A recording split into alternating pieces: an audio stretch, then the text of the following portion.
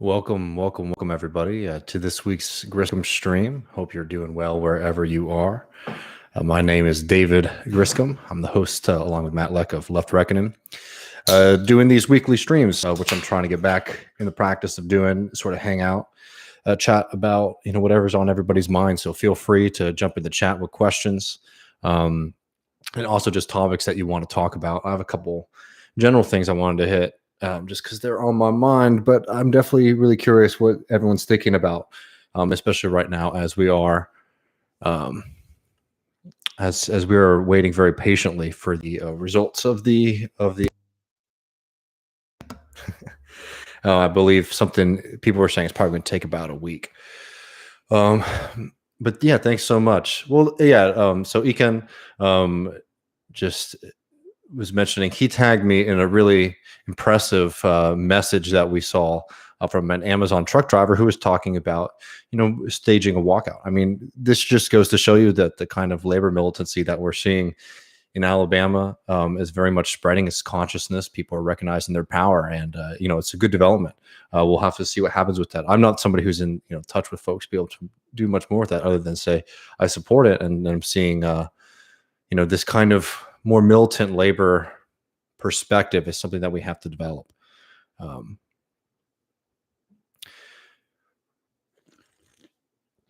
right, let me see. Patrick hit us up. Thanks so much for the super chat here. And he says, do you agree with Daniel Bessner when he tweeted that reading summaries of Marx, Lenin, etc. can be just as good, if not better, than the original text because of their brevity? However people feel that it's best for them to be educated is a good thing. Like, I'd prefer people to engage with text in that way than to struggle with the text and not be able to get to the end of it, or even get the major points of it. So that's definitely is preferable to not reading them. And I think Daniel, this was a Twitter thread he made a little while ago. I'd have to go back on it, and I don't want to misrepresent him, but I think he probably agrees with me too that it's very important who is putting those who's putting together those summaries, right?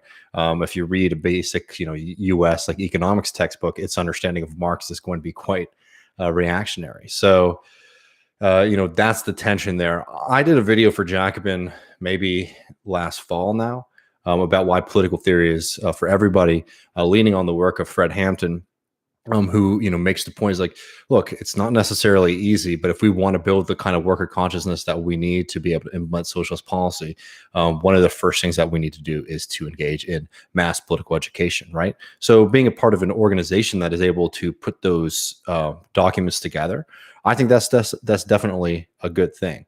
So that's there's nothing that's like, oh, the texts are so holy that you have to go to them to be able to get the information.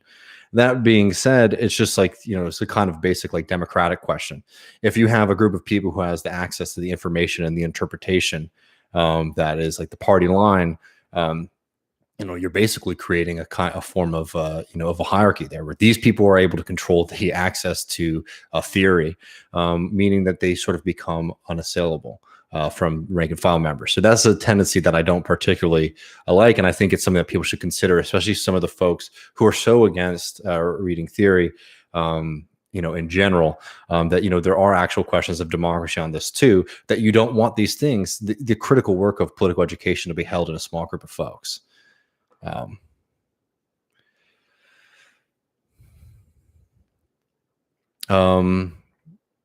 Someone says, are you going to talk about the Tax the Rich campaign by New York City DSA?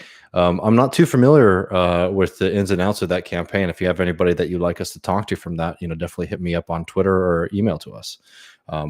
That's definitely something that we support, especially as New York City, seems like it's sprinting into another neoliberal hell governor, be it, the Reddit mayor, Andrew Yang, or somebody else. These kind of movements are really important. And the work that the New York DSA has been able to do over the past few years has been really critical too for building left power. A lot of people talk about AOC, but I always point out Julia Salazar. I mean, that was a campaign that has really functionally changed a lot of the politics within New York State, because you actually have socialists who are able to demand a lot more from the Democratic Party.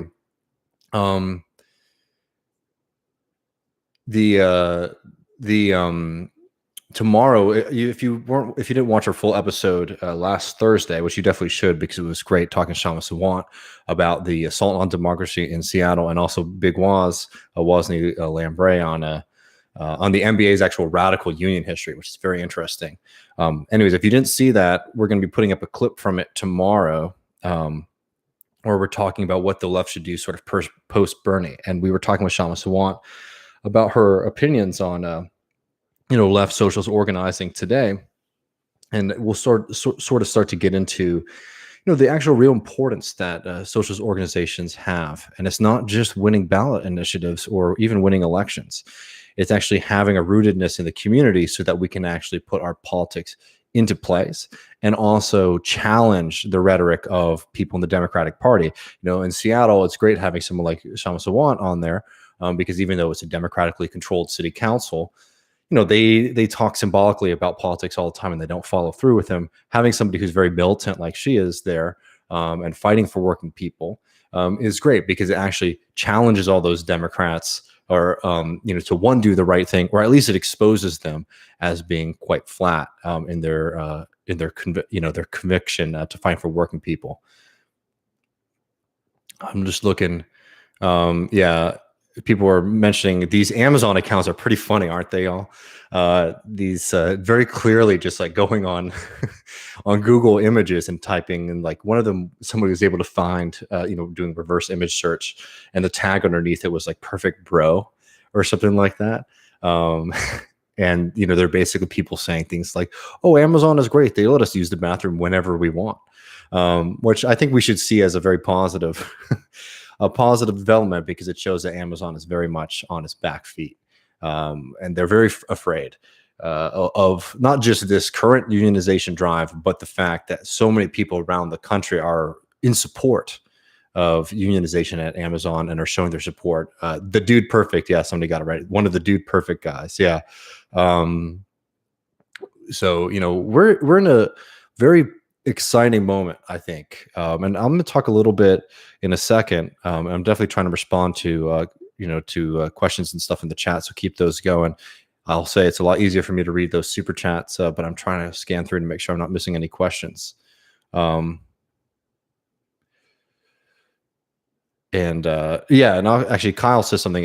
Right to counsel for the evicted passed the Seattle Council with less means testing than expected, right? And that's something that happens because you have socialist politicians in the city of Seattle, which is incredible. And it's also why they are working so hard to unseat Shama, because they know they can't beat her at the ballot box, but they're going to try everything they do, to try to find extra legal means to defeat them, just like they're doing across South America, just like they did against Lula, just like they're continuing to try to do against Bolivia. I mean, actually, like, have y'all seen the rhetoric lately that we've been getting from the U.S. State Department regarding Bolivia? That now that in Bolivia they are trying to hold people accountable for murdering people, for unleashing violence, fascist street gangs wandering around and attacking mosque members and indigenous peoples during a coup, right? Now there is some effort to make sure that there's some accountability for those actions, and the U.S. State Department is all worried about the rule of law and democracy. They didn't care when a democratically elected government was being overthrown by the military. They didn't care when that then coup government used every power that they had to delay and prevent elections from happening in that country. But the second that people are being held accountable for murder and for violence against the people, then the United States gets hot and bothered. Disgusting. It's been a disgusting thing to watch. I'm just checking out these chats over here.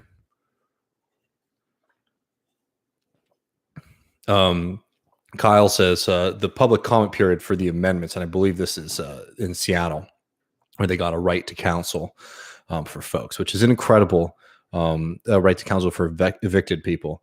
They're saying the public comment period for the amendments was basically council members being shouted down by the public. Yeah. I mean, that's exactly the kind of politics that we need to be developing more of, and is the kind of politics that you only are going to be able to develop if you have strong working class rooted politics. I think we talked about the difference between class focus and class rooted politics in the past. Just as a quick refresher, class focused politics is political politicians and even political parties who are saying things like, "Oh, we're here to fight for the working class. Our policies are oriented towards them. They're thinking about them. They're strategizing them," which is a good thing. But it's not as good as class-rooted politics, right? Where not only are you fighting for working people, but your movements are made up of working people. And from a political strategy perspective, that's incredibly important, because not only do you have the votes, but when it comes to doing things like making sure that the Democratic Party isn't going to be able to water down an important bill, you actually have a bunch of people showing up to the meetings to make sure that that doesn't happen quietly. And for patrons this weekend, we're going to be talking to Paul O'Connell about James Connolly. And for folks who aren't familiar with who James Connolly is, he is one of the great Irish socialists, but certainly one of the great, socialist Marxists of all time, an incredible theorist, but also one of those great kind of theorists who was very much a, incredible political strategist in mind, but also somebody who was deeply rooted in the struggle, right? That kind of organic leader that we talk so much about. And I'm really looking forward to talking to all of y'all about that. I put in our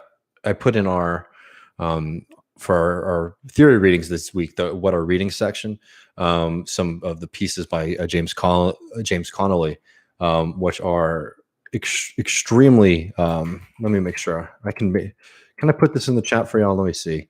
Yeah, I can.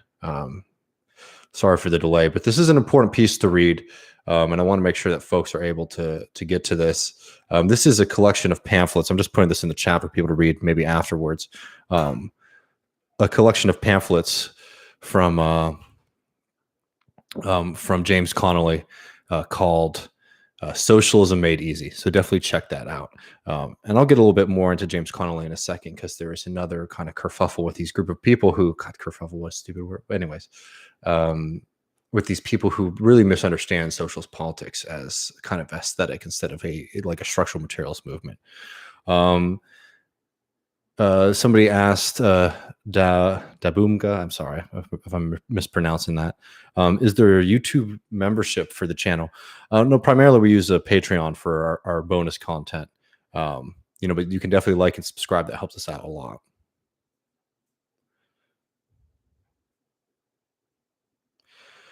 Shane O'Sullivan says, I'd mentioned to a friend Jordan Peterson's potentially damaging misunderstanding of Marx, but wasn't able to articulate the nature of it terribly well. I mean, Jordan Peterson doesn't, you can't even start to criticize Jordan Peterson's understanding of Marx, because the Marx that he creates is like a Marx that doesn't exist, right? For him, Marx is all about the complete subversion of the individual to the collective, in a way that it makes Marxism a kind of absurd philosophy. It makes Marxism an absurd philosophy to defend using Marxist terms if it's going to be framed in that way, because Marx wrote a lot, so he talked a lot of different things, and especially early Marx was very much like a philosopher, very much engaged in philosophical questions about will and history and things like that. But as people say, there's the young Marx and the mature Marx. Marx very, very much, especially later in life, was questioning things like the nature of a commodity, social relations, and politics. So to try to talk about him in this kind of individualist way, almost like an extension of liberal philosophers, is certainly absurd. And I don't know, Jordan Peterson. Let me catch my train of thought here. Jordan Peterson is not somebody who you're going to be able to create a strong understanding of Marx from by extracting the opposite arguments of what Jordan Peterson is saying, because the way that Jordan Peterson presents Marx is not at all close to what Marx and Marxism represent.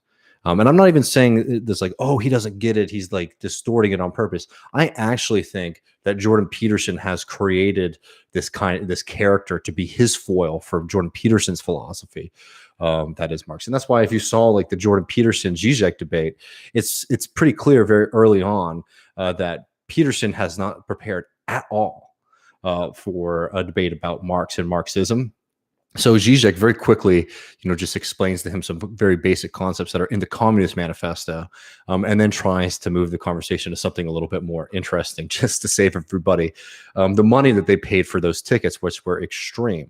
And I know that Zizek didn't accept his share of the payments from it, but Jordan Peterson made like a big payday for that. So I think Zizek, as a good communist, was making sure that everybody got their money's worth. Antonio says, how are countries like Bolivia and Uruguay able to transform themselves with left leaders while others like Peru were stymied? Well, I will say that I think, the Bolivia case, I think, is a little bit more instructive for socialist politics. And I think it's important to, not make the mistake of, we talk about Evo, we talk about Lula, and these great leaders because we should learn a lot from them and their strategy. But what's first and primary to their success is actually the movements that built up around them, particularly the case in Bolivia, right? Where Moss, the movement towards socialism, has done an incredible job at not just creating a political creating political organization that can win at the ballot box, but is actually working to fundamentally transform society and the working conditions of folks, right?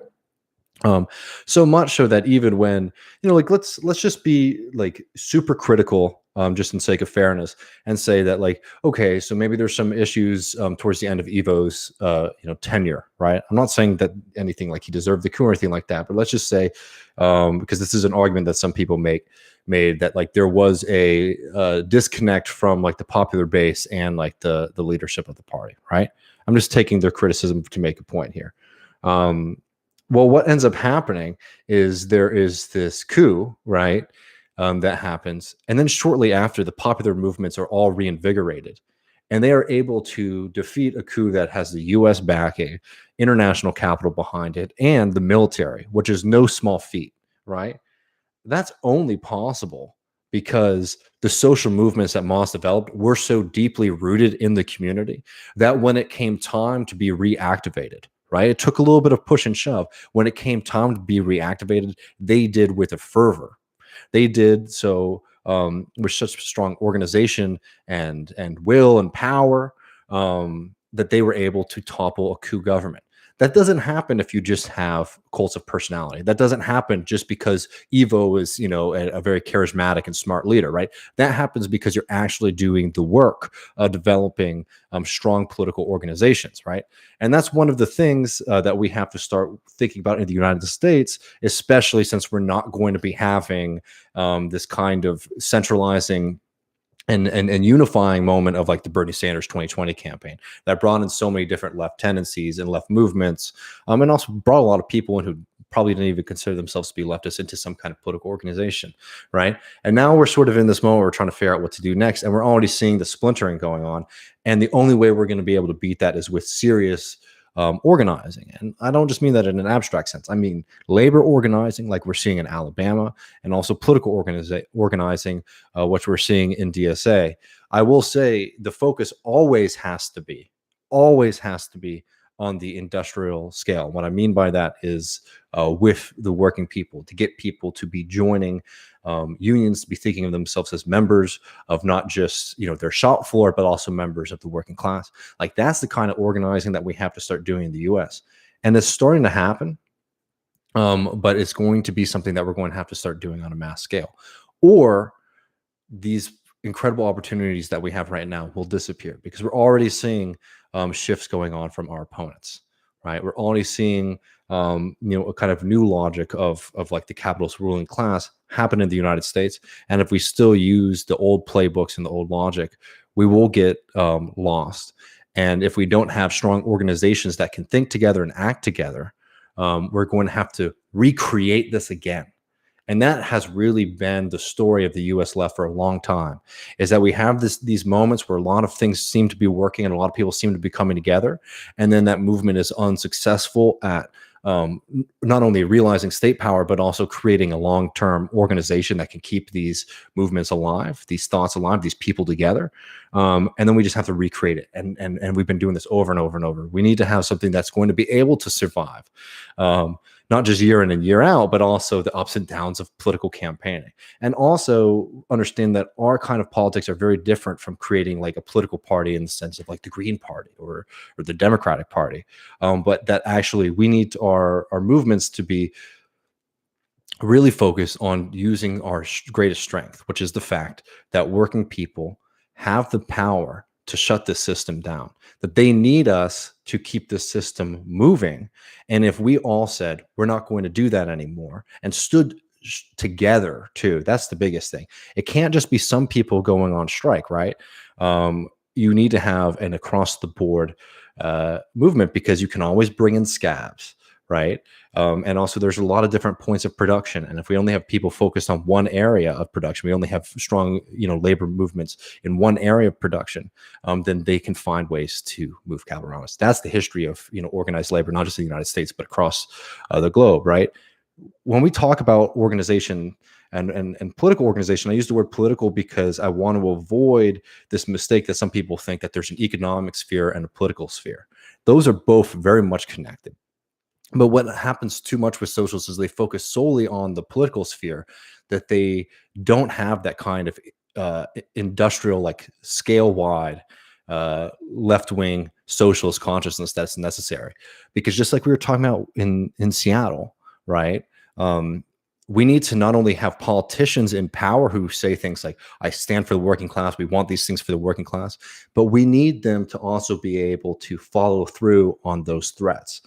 And that's so much more important than even having elected officials, is actually having an organized working class that can punish the ruling class if they don't follow through, or they don't obey and listen to our demands, right? That's the kind of movements that we need to build. And I'm calling them political because I want us to understand that the reason that your boss is able to dictate everything to you at the workplace is not some kind of historical natural system. That is the result of political power, right? That is the result of the bourgeoisie basically taking over the state and the government for a very long time to create a legal apparatus, a social apparatus, an educational apparatus that protects their power over the vast majority of us, right? And if we don't connect those two things, we're just constantly going to be defeated by a ruling class that is very much united on both the political realm and also on the economic sphere.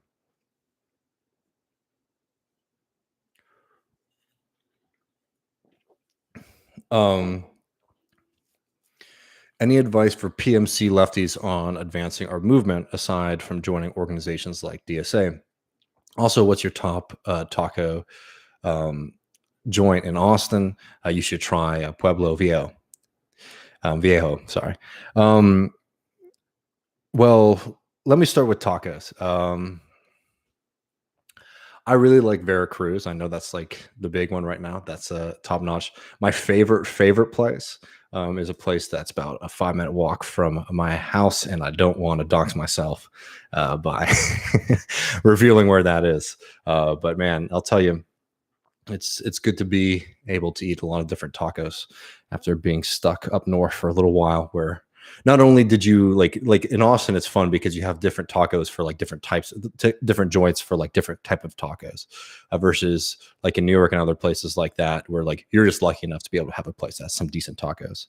But on the general question, Ian says, any advice for PMC lefties on advancing our movement? Well, I think the first thing has to be, for PMC is the tough term, and I use it from time to time. I think more and more PMC is existing now as like a cultural criticism. And I think it's worthwhile to engage in that criticism. I don't agree with people who say that, like, there isn't a PMC, professional managerial class, for folks who aren't familiar with that term. Obviously, there are some more like in-depth structural definitions of what the PMC is, but the way that it's like typically used right now is primarily cultural, right?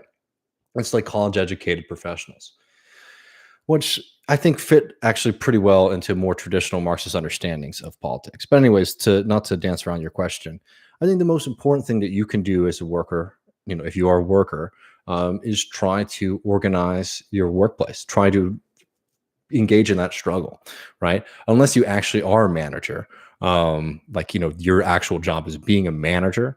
And then if you actually are like a lefty, then you should be doing everything you can to subvert the rule of your higher ups, and to make life easier, and to be a class trader and to stand with working people as much as you can, right? Like if you actually operate in that managerial role, that's what you should do. But more often than not, what people mean by PMC is that they make, they make a decent income and they're not so much thrown to the wolves of the, of the capital status like the typical working class person is. But I think about like the PMC primarily develops, the PMC, like primarily what people mean by that is like the university system. But look at what's happening in the university system right now.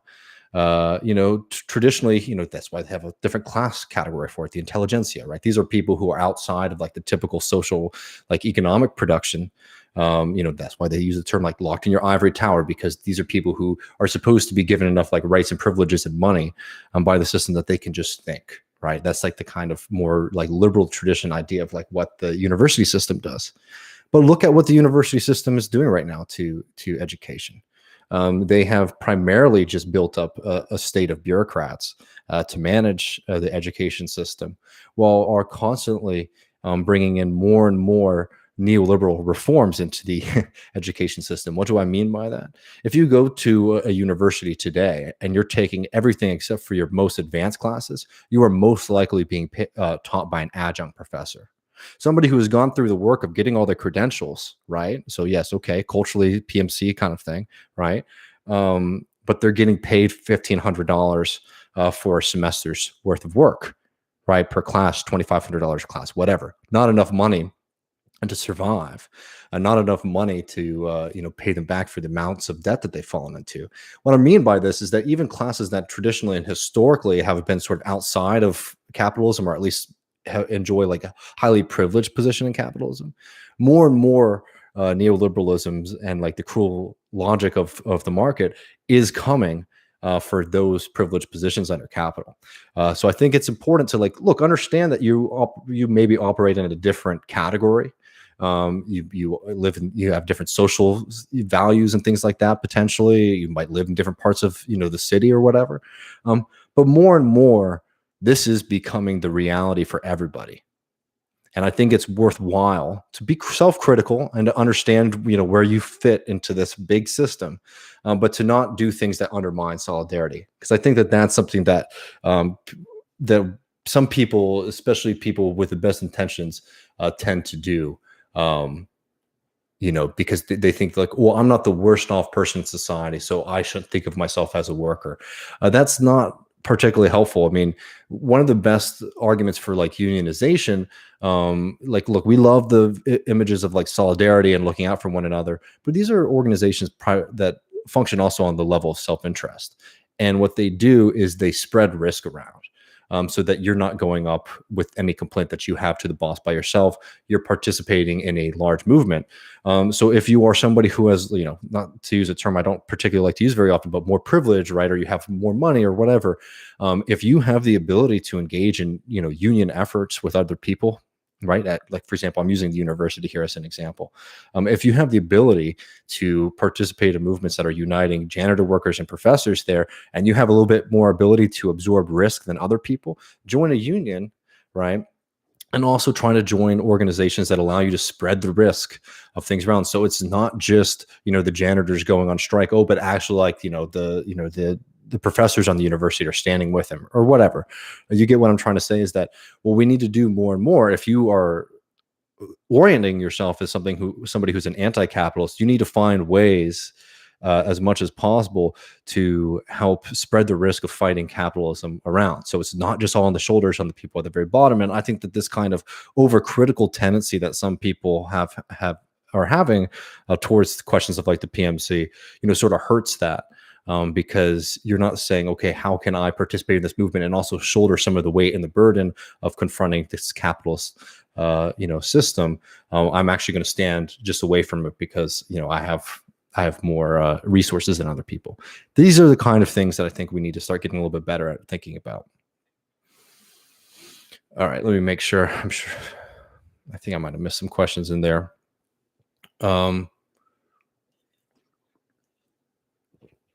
Yeah, I'm sure that Ekin has a good understanding of how tough it is to be in the university system today. I think that this is something that we can make. Yeah, we can Like I think like I love the cultural criticism of the PMC, and I also think that there's a legit theoretical basis for some of these criticisms, but a lot of it has become very cultural, and I think that we should engage in that kind of cultural critique too, because it is a culture that has developed to prevent this kind of solidarity that we need to have. I'm not saying here just because it's a cultural critique, it doesn't mean that it's not a valid critique. But I think that we make a mistake when we get ourselves, because then you start to get into that kind of situation where some people get with, like, for example, racism, right? If racism is something that's like, what is it? It's like when you treat racism as something that is just inherent to like white people, and there's nothing that you can do about it, well, then you actually create a situation where it's like a self-fulfilling prophecy, versus understanding racism as something that was developed in the United States to benefit a group of folks. The wealthy, the capitalist class. The Field Sister, what's their line on it? Some people think that slavery in the United States was a system that was developed to produce racism, but rather, slavery was a system that was created to produce cotton, right? And if you create these kind of like spiritual definitions of these things, then it gets harder and harder and harder for us to actually look at their source to be able to find a way out, to find a way to do something different. And that's something that we've seen a lot from kind of like liberal criticisms of late capitalism. Somebody says you probably talked about it before, but what are your thoughts on the PRO Act? I mean, the PRO Act is something that would be huge. We are. It's one of those things. Rosa Luxemburg makes the great point that reforms are essentially temporary under capitalism. The PRO Act is functionally is just restoring rights that I would argue already exist legally, but making sure that the state is going to pursue and protect the rights of workers to be in a union and to organize. It would be huge. I have some serious doubts about whether or not the Biden administration is going to be able to get it through. I think Matt Karp made a good point about when we were talking about the size of the new stimulus bill, and everybody was singing Joe Biden's praise, that these reforms are, for the most part, are temporary. No one's that touch like the structural, get to the structural level, and then the ones that, and the rest. So the rest of it's, if it's not structural, then it's just policy, right? And this is wonky stuff at the end of the day. PRO Act is a structural shift in the labor struggle in the United States, and seeing how the Biden administration interacts with that will be, I think, very telling about their politics. So somebody asked me, and I don't want to, and I like the question because I think it gets to a good point. But I'm just saying I try very hard not to do personal beef stuff. So I'm going to avoid any personal beef stuff here. But somebody asked, how about Ryan Knight claiming to be a socialist, but only viewing something like the DSA through the lens of what they do through electoral politics? I think that that's a problem. And let me, instead of focusing on this person, thanks for the question, Ismail. Instead of focusing on this person, let me focus on why that's a mistake.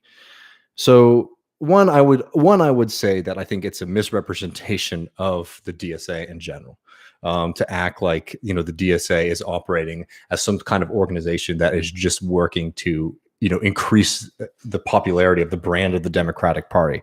I think that somebody who thinks that actually has very limited experience with the DSA in like an actual organizing capacity, in its actual structure. I mean that by talking to members, going to meetings, engaging with them politically. I think that that's a huge misrepresentation of that organization. Primarily what it's about is that there are some people who they make the correct analysis.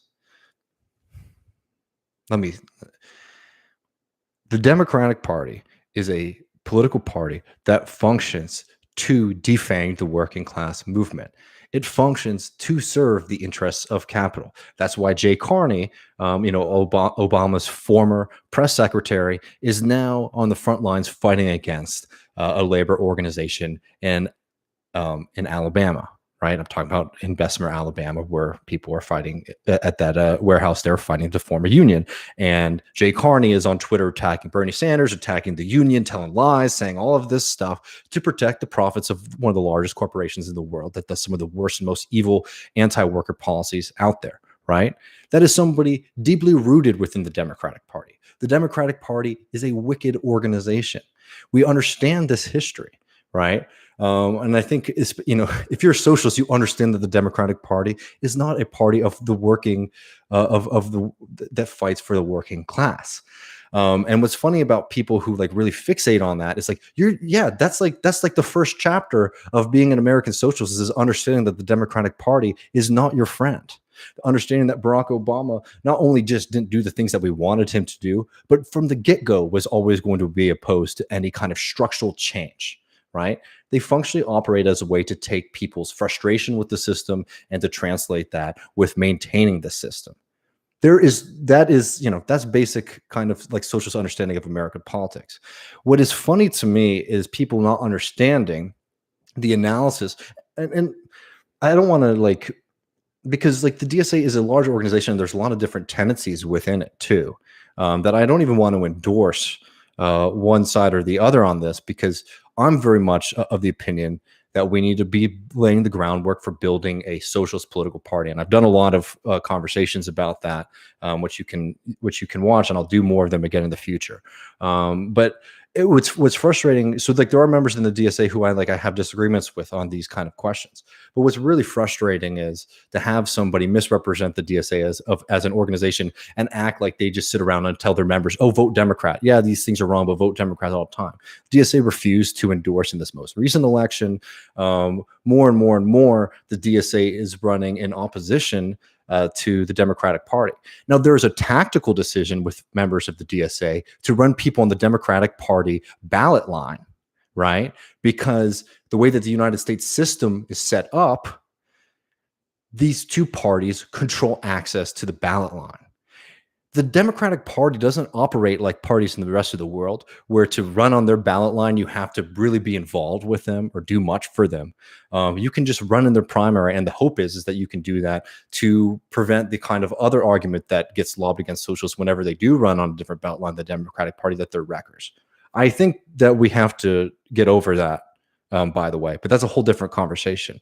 I bring this up to say that walking around with this extremely bad faith criticism of the largest socialist organization in the United States, one that now is approaching numbers that we haven't seen since the heyday of the Communist Party organizing in the USA, right? With these extremely bad faith critiques, because you have the most basic, like the first level understanding of why the Democratic Party is evil, is extremely unhelpful, right? Again, I preface this with talking about how evil the Democratic Party is and why it's a problem, right? But to sit here and act like people in the DSA aren't aware of this is a mistake. Now, look, I also think it's completely on board to criticize AOC. We were talking with Shama Sawant, and we're going to do some more conversations about this very soon. But after our interview with Shama Sawant, the first part of it is going to go up tomorrow. But I was talking with her a little bit about some of these questions, and I don't want to to spoil anything, especially since that wasn't a recorded conversation. But we're going to have another one in the future, and I'll just say what I think about for example, somebody like AOC. There are issues that the DSA has and that have to be reckoned with. It's an organization that's had its membership shoot up to unprecedented numbers in the period of about 4 years. There are internal reforms that are going on. There are political struggles within it, and AOC is somebody who's difficult to deal with, because you have somebody who's done a lot to popularize the idea of socialism in the United States and does a lot to fight for folks, but also I think has some serious limitations as a socialist leader and a socialist thinker, right? And a difficult aspect of the way that, because of the historical situation that we're in, difficult thing is that we put somebody like AOC into a position of power where she functionally has more power than the organizations that brought her into power. What I mean by that is, like, the DSA doesn't really have the ability to recall AOC and to make her hold a kind of party line, because it wasn't set up to do that. So, these are some of these problems that we're having with members who are in government, who we don't like everything that they do, is somewhat a consequence of the success of the DSA. And the solution there is not to throw the project away, but to really dig your heels in and continue building the power of this important socialist organization, the USA. It's just absurd to me to not understand this at this point, especially if you're going to invoke people like Lenin, who was a very, very strong materialist, who had a very, very strong understanding of politics. Somebody who, for example, to talk about James Connolly, there was the Easter Uprising in Ireland, which was a movement against the UK crown, against the occupied government, in Ireland, that had some success, but eventually was quashed. And you had other members of of the communist movement attacking this uprising because they basically were saying, "Oh, it wasn't socialist enough, it wasn't communist enough." And Lenin said, "If you don't understand how important this movement was, then you have no conception of how social movements arise organically." And that's somebody, by the way, who then later led one of the most successful communist movements in history, right?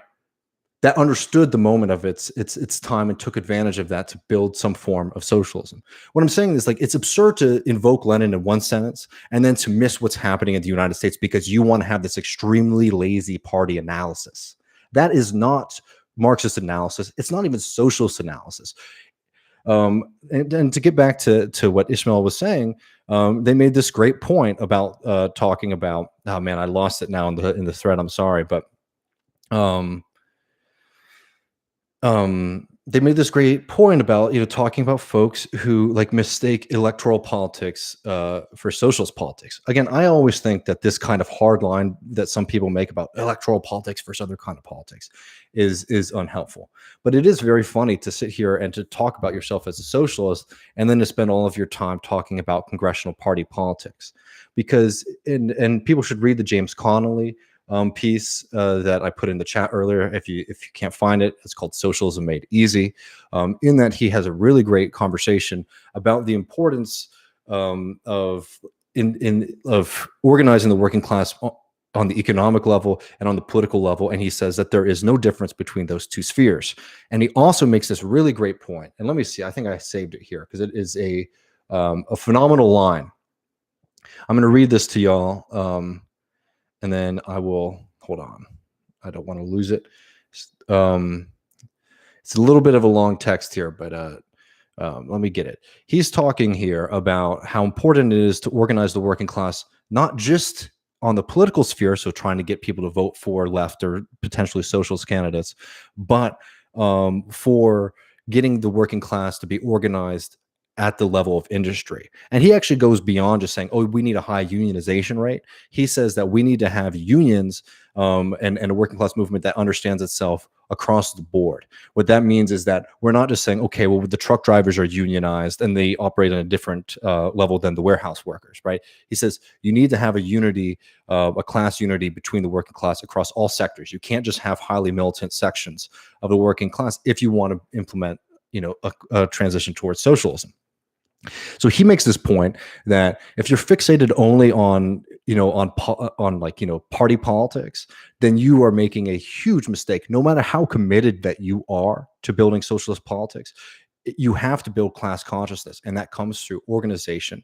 And that organization has to be rooted in the working class, and to be rooted in the working class, that means it has to begin and start at the workplace, and then builds into the political realm. And before I read this, just one more reminder. This is exactly what we're talking about when we're talking about the difference between class-focused politics, which is what a lot of socialist organizations do in this country, and that's a good thing. But what is much better is class-rooted politics. And here's why. This is from James Connolly, Socialism. Let me get the title right. Socialism Made Easy. It's a good title. So he's talking about Gompers in the United States. You don't need to know the history there, except to understand that, if you think that you can just build different union organizations that only organize people based on like one part of industry and not build union organizations that organize the class as a whole, you're making a mistake. So he said, so Gompers, talking about the United States, failed, as even the socialists would fail if they remained equally blind to the natural law of our evolution into class consciousness.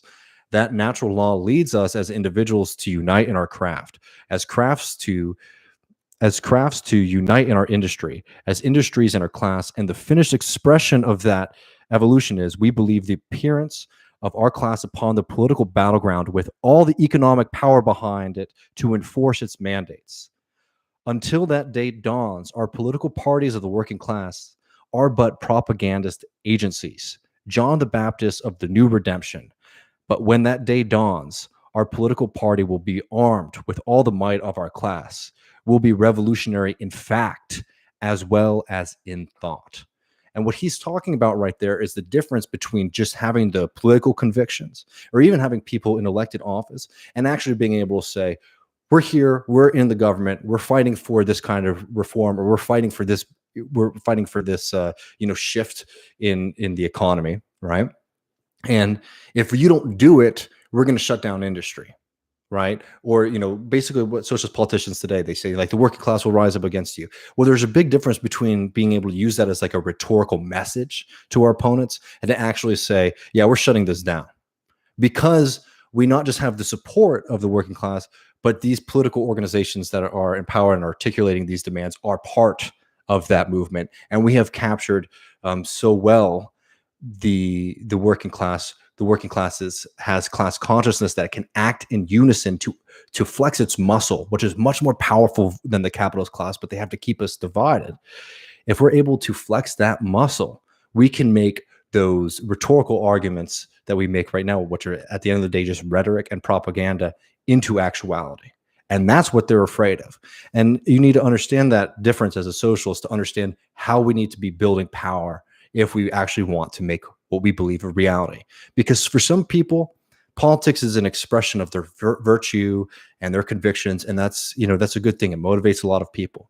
But I'll tell you what, if you're somebody who, like me, understands what it's like to be hungry, understand what it's like to see people suffering all around you, and understands that it's because a few people exploit us and they've been exploiting us for centuries, then you will be a lot more serious about building politics that can not just have the right message and can look more virtuous than others, but that can actually put its ambitions into practice. Sorry, I get pissed because it's not, for some people, it really is an activity for them. It's something to express their feelings versus something that really, really matters. And I know a lot of people who listen to this, come and are, working class people, and they understand how important this is. It's not a joke. It's not something to build, a personal brand around yourself. It's very serious. And we have the ability to do it, but if we continue going down these making the same mistakes that we've been making for centuries now, it's not going to get any better.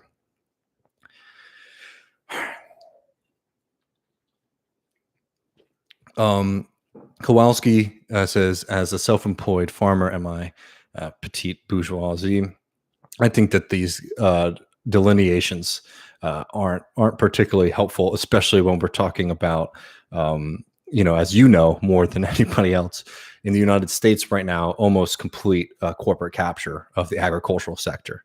Having independent farmers is a very important counterweight to that power, and that's something that the hope obviously would be to organize other farmers, just like we did with the People's Party, the historical real People's Party, the one that actually had the people in it. To challenge the people in power. That's the kind of more serious work that we need to be doing rather than putting labels on folks. All right, y'all, let me see. Let me make sure I can get some questions. We've been going for about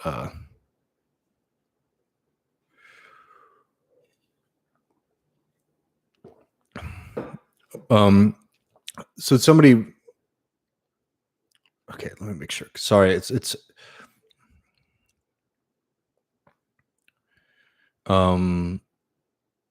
yeah, you look, I know some people can't conceive of politics outside of electoralism, and like but again, I don't think that it's like, the point is not to like say we're only doing this kind of politics or that kind of politics. It's saying we're trying to build a structure that organizes the working class and is engaged on the shop floor level, eventually at the like the industrial scale level, right? So you're at all points of production rather than just targeted points.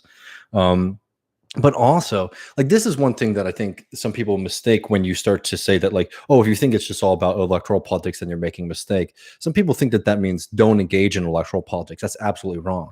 The state is not just like, it's like, it can be theoretically easy to think of the state as just like something that's controlled by the ruling class, controlled by the bourgeoisie, because functionally it preserves their interests and their power, especially in the long term. But you need to understand that this is actually a tool that they have captured. And if we have the ability to run campaigns that can challenge that power, that's a good thing. Even if those campaigns aren't explicitly even like socialist campaigns, if you can do something that weakens the power of the bosses to break strikes, for example, that's important. If you can do something that can put more food in people's refrigerators, put more money in people's pockets, that is a benefit, because our opponents have a lot of ways that they can wage war against us, and us being able to weaken them is really important. Like, don't like understand that that's like the second level analysis that you have to be able to do. Is like, there are things that we can do that can strengthen our position that are short of, glorious revolution, right? And I think that that's where a lot of these kind of more escapist fantasy politics fall into. The fact is that it can change really quickly. I'm not one of these people who says, well, you have to wait 100 years, you have to wait 200 years to build the movement that we need to do to implement what we want. But there's a lot that has to be done, and you need to just be ready to settle in for that. Right? Again, the Lenin line is great. It's like, there are decades where nothing happens, and there are weeks where decades happen, right? Like, there's a lot that can happen in a short period of time. But you need to understand that there's a lot that has to be done to build our kind of the movement that we need. So understand that, like, being able to gain victories is something that's really important.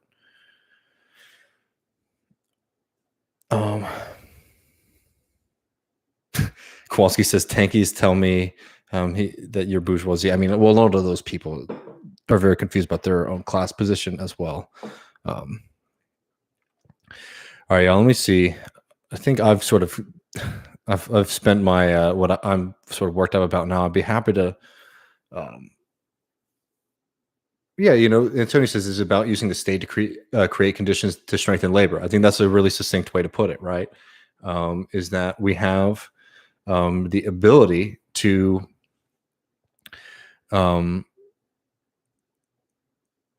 we have the ability to weaken the boss's power over you. I mean, like, do you remember I've talked a lot about, the concept of like non-reformist reforms. Like, we all understand, as I was mentioning earlier, about like Rosa Luxemburg's argument about how, like, they're able to undo reforms that were won in the past. And that's essentially what the PRO Act is trying to undo, decades and decades and decades of war against, victories that the labor movement won in this country. But so, for example, non-reformist reforms are things that like weaken the power of the capitalist class. So doing things like taking healthcare out of control of your boss, right? So like in America, right, your boss has access to your healthcare, even if they don't provide you with healthcare, by the way. They put you in a position where you have to now spend money out of your paycheck. So even though they're not subsidizing in some form and you're being forced to pay for it, that's another power that they have over you. Because they're essentially weakening your paycheck on the other end, which makes you less likely to ask for more things and more obedient and things like that. Taking healthcare out of control of the capitalist class would be a huge victory for the American working class movement, because it takes away another arrow in the quiver of our opponents. And like those are things that really do matter and that we can do, that will benefit people's lives today and also set us up to be more strong in the future. And again, if people read Socialism Made Easy, the last section, Connolly talks about the future of labor. He says, in early capital societies, workers looked to the past to refuse the present, essentially, right? Like they say, oh, before capitalists came in, I was able to like live on a farm or something, and I didn't have to like live under these bad conditions, which is fair. It's a criticism of their current, reality, but it's very different from a revolutionary conception. The second stage is when you start to think that this system is what it's always been, and you try to find ways to make the world less painful, right? So those are the early forms of labor organizing, when you're fighting for things like minimum wage, the weekend, and things like that. Connolly argues that he believes that the third stage that brings us into more socialist consciousness is when the working class becomes revolutionary, because it's no longer interested in just criticizing capitalism by pointing at the past. It starts to build on the achievements that is won in the present, and to start to see itself as potentially being able to conquer the future. Um, and that's an incredibly powerful way to think about the transition that we need to start doing. Is like the past belongs to the reactionaries and the conservatives. We need to start looking towards the future that we can build together, and that's a big shift that we can make too, as well, as to start imagining and to building, because our system right now, the current conditions, really try to prevent you from being bold into thinking about a better world.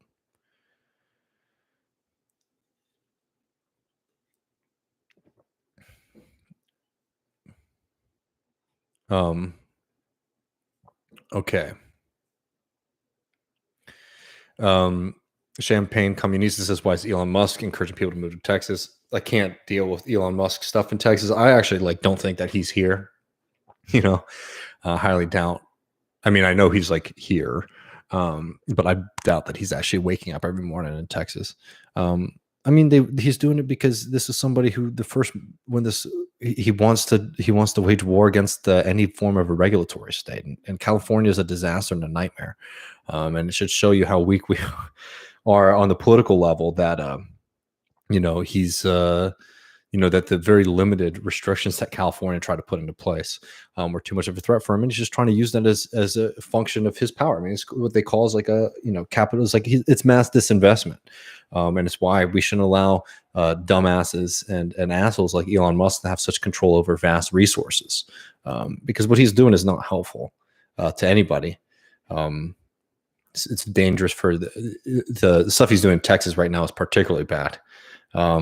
Not just the factories, but also the rocket tests and things like that. They've been very damaging to the environment, and it's just this is another argument as to why we shouldn't let a few people be able, because they have amassed such personal wealth, be able to make massive decisions about society.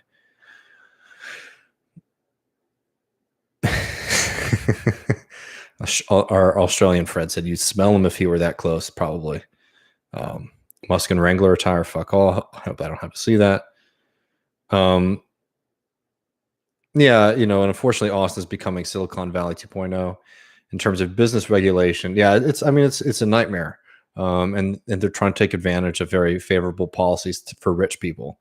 And that's exactly what they're doing. But this is what our system promotes, right? It promotes city and state governments to have to compete with one another to win the favor of a few rich assholes. And I think you can make a good political argument to folks. You don't even have to get into socialism or anything like that. It's do you think that we should all have to be competing for the hearts and minds of 20 people who run these major tech corporations, at the expense of creating policies that benefit people who've been living in communities for a really long time? Yeah, it's a shame. Oh, okay. How do you deal with capital flight? I think, Kyle, I appreciate the question. Not to promote too much of my old work, but I did a video on Jackman. I'll put it in the chat a little while ago that talked about capitalism and democracy. Let's see.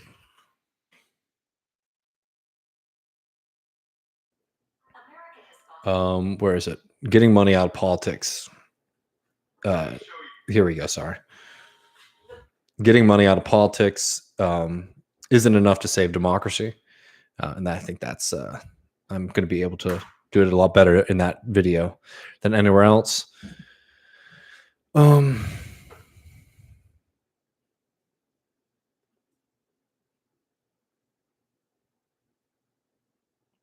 me see.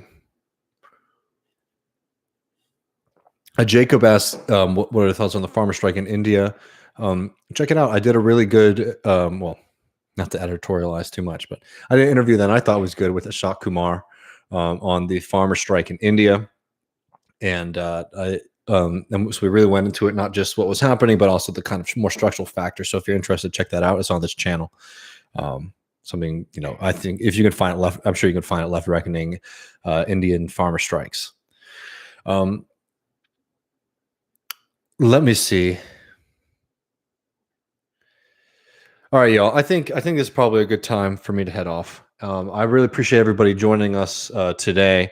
A couple quick things for patrons, and definitely sign up to get access to this and a lot more stuff coming down the line. But we're going to be interviewing Paul O'Connell, who is an incredible UK-based political theorist, an activist, and a fighter for the working class.